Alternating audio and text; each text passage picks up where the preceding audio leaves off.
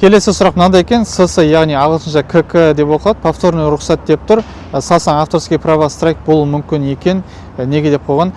Яғни Creative Commons деген орыс блогерлері осындай ақпараттар таратқан. Creative Commons деп белгіленіп тұратын болса, оны қайтадан пайдалануға рұқсат деп. Сол видеоны өзімде бұрын YouTube-та бастап жатқан кезде соны көріп алып, басқа біреудің видеосын қарап соны қайталаған едім. Creative Commons пен лицензия тұрады, яғни қайтадан қайталауға болады деген сияқты. Бірақ дәл сол видеоларды мен салған кезде маған авторский праваны қолмен жіберді, яғни страйкты жіберді. Өйткені ол сол лицензиямен салып отқан, ол да адам. Ол өзі білет, жаңа страйк жібере ма, жібермей ма.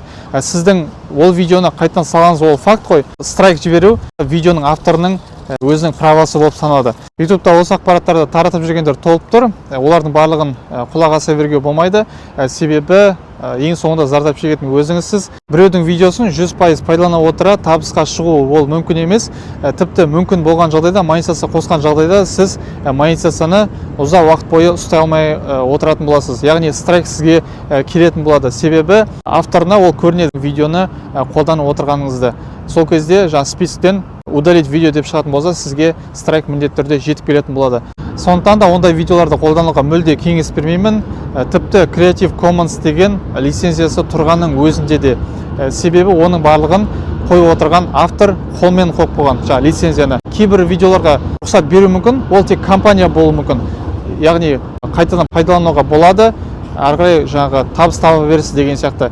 Ондай ұзақ тұратын, өздерінің сөздерінде, өздерінің жаңа лицензиясында ұзақ тұратын, ол тек қана компаниялар ғана. Ал егерде бір жеке адам, жеке тұлға солай Creative Commons деп қоятын болса, әрине авторские права, яғни страйк жіберуі мүмкін. Оны ешкім ажырата алмайды. Қайсысы компаниядан қойып отыр, қайсысы жеке адам, жеке тұлға сол видеоны қойған болуы мүмкін.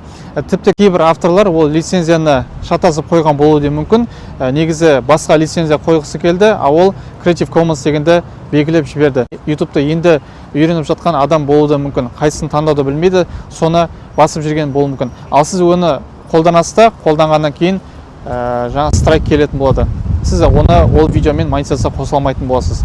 Дәл сондай проблема болып жатады. Сондықтан да сіздерге біреудің видеосын 100% көшіруге кеңес бермеймін.